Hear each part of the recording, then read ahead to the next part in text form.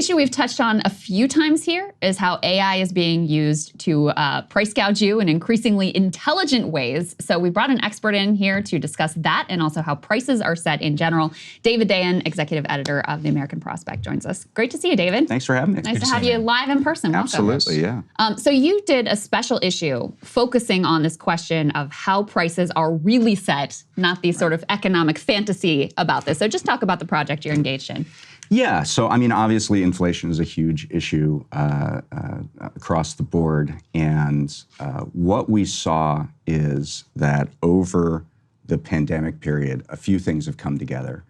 We already had pricing power in the hands of fewer and fewer companies, right? What we added to that is additional technological innovations to isolate a consumer, to target a consumer with surveillance, to know everything about that consumer and have that inform pricing. And then the pandemic inflation enabled companies to engage in a lot more experimentation with regard to pricing. And the result is what we see, which, you know, it goes to why prices have gone up and why corporate profits have stayed high, but it also goes to this sort of perception of unfairness in the economy that I think has as much to do with impressions of an economic sentiment as anything else. The fact that you have multiple junk fees on every purchase, it seems. The fact that you have surge pricing, so you don't know the price at a particular time of day until you get there, and it always is changing and it's not predictable. The fact that everybody wants to get a subscription out of you, they make it very easy to sign up and very hard to leave. All of these things conspire to give people a sense that I'm being ripped off. And actually, they almost don't know the half of it because they're being ripped off in ways that are even more obscure to the consumer. Talk to us about some of those obscure ways. I brought up on our show the Uber low battery pricing. It's deeply nefarious, but I mean, why wouldn't you do it, right? They're like, hey, you're desperate. You're gonna pay it if you want to. What are other areas where you see that in the economy? I mean, I think the important thing to say about that is that your willingness to pay does not equal your ability to pay. Yes, well that said. your ability to pay is how much money do I have? Your willingness to pay is how much do I really need or want this particular product, this good or service?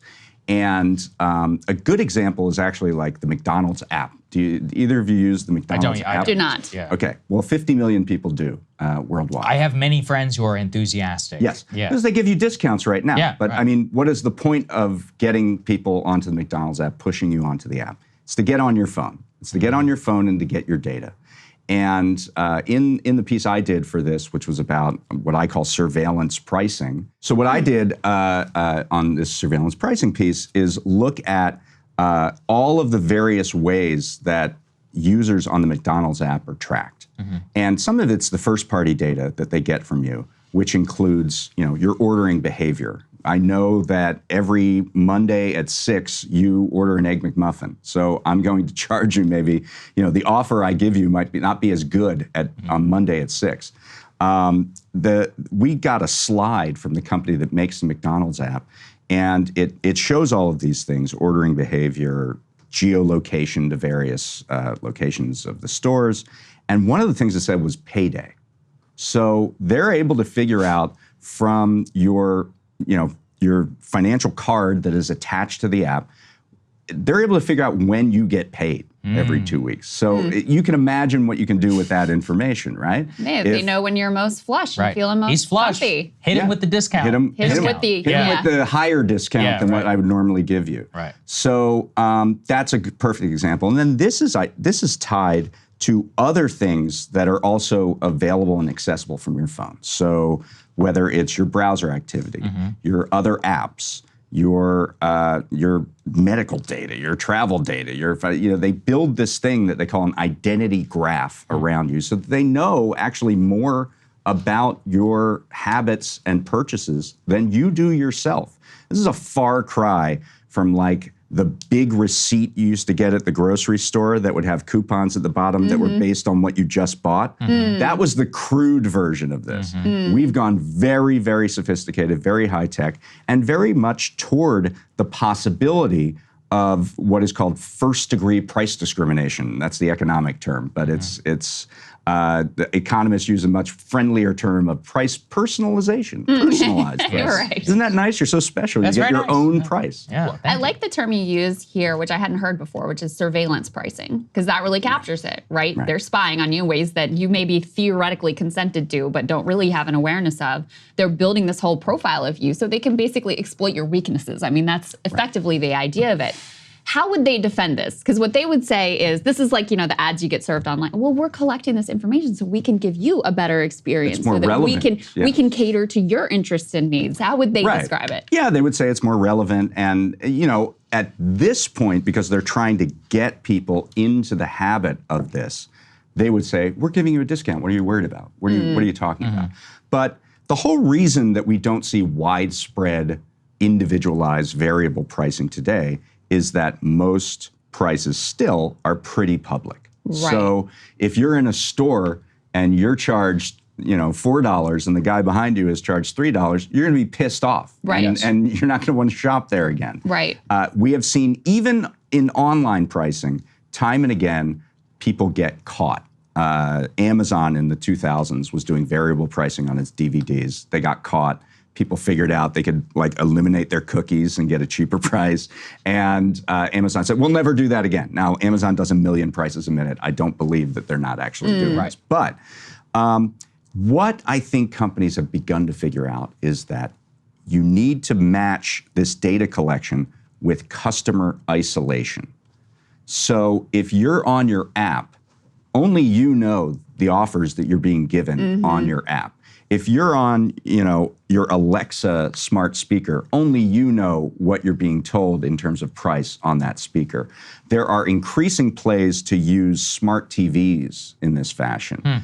Walmart is trying to buy Vizio. Now, why is Walmart, a retailer, trying to buy a television company, a manufacturer? And the reason is that Vizio has a smart TV option, and they can send you in your home direct offers through that TV. There are now ways that you can be watching a program and they will throw up a QR code that will allow you to have a direct offer of something in the program.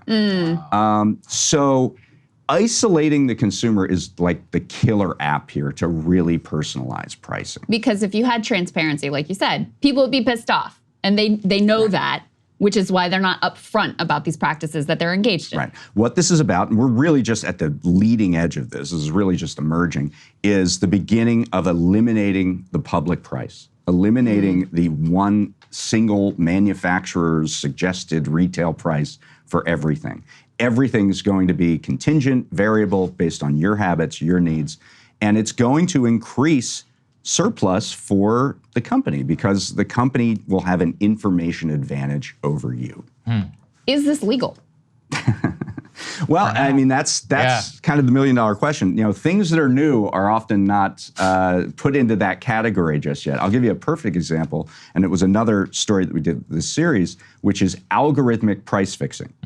So it is illegal if 3 CEOs go into a room and say, we're all going to raise our prices. Right. However, if 3 CEOs say, let's aggregate our pricing to an algorithm that collects all the data from everyone in the area and then recommends to us what the perfect price would be relative to everybody else in the market, and they do it in a way that is comprehensive, that is also collusion, but that is not 3 men in a room. Right. And what the Federal Trade Commission and other federal agencies have said is that it doesn't matter if it's an algorithm or 3 people in a room, it's still illegal. And but they have to convince the courts of that. There are now active cases where judges have said, well, it's just an algorithm. They're only recommending prices. I don't know if this is completely illegal or not. And so that is, I think, one of the fights. But to answer your question more directly, we have laws against deception. We have laws against unfairness. The FTC has started to look at data brokers that collect data as an unfair practice. And that could be a way to sort of get at this personalization of pricing. It's a question of whether you go after the data collection itself or say, that data can't go into the pricing mechanism. So I think it's really an emerging field, and we'll have to see what happens. I know you talked to Zephyr Teachout a little bit about recommendations for policy directions, what we should be pushing legislators to put into place in order to protect people. What were some of the suggestions that she had? Yeah, they fell along these lines of, are we going to stop the data collection at the point of collection and actually come up with, we don't have a federal privacy law. We have some laws in the states. Zephyr has done some work in New York State around an anti-price gouging law, which is largely around emergencies, but you can see the application of it to various forms of price gouging that aren't contingent on a hurricane, right? But the question, contingent on your own personal emergency of the day, which these companies could easily learn about and exploit. Exactly.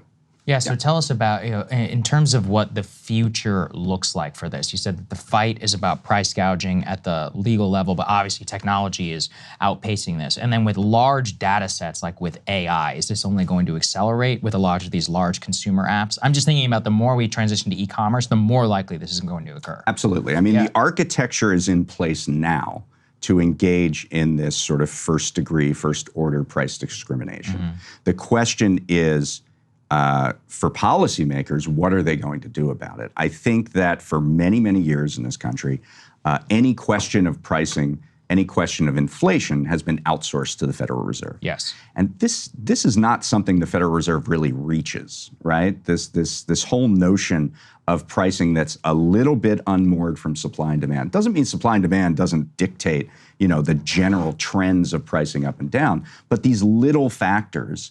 A perfect example is like the subscription economy. So everybody has 20, 50, 30 subscriptions. We did a story on this where it showed that there are now subscription services for you to manage your subscriptions. Yeah, that's right. I need one of those, I pay for it. actually. I'm serious.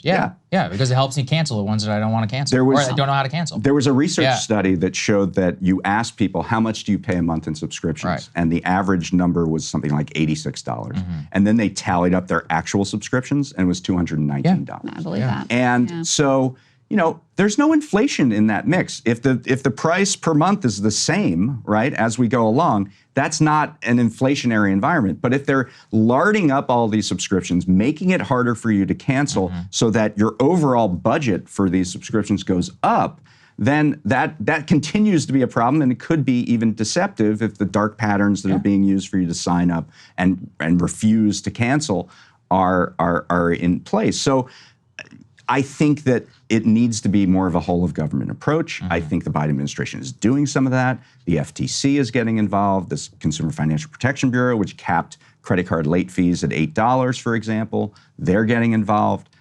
This whole sort of junk fee fighting, this agenda of fighting junk fees is part of this. And I think that there is a path here to supplement the work that was normally just outsourced to the monetary authority. Got it. David Dayen, always so great to have you. We really rely a lot on the work you guys do. You and your team do an incredible job really digging into some of these key issues. So thank you so much. It's great to see you. Thanks for having me. Appreciate it. It's our pleasure. Thanks. See you guys later. Hey, if you like that video, hit the like button or leave a comment below. It really helps get the show to more people. And if you'd like to get the full show ad-free and in your inbox every morning, you can sign up at breakingpoints.com. That's right. Get the full show, help support the future of independent media at breakingpoints.com.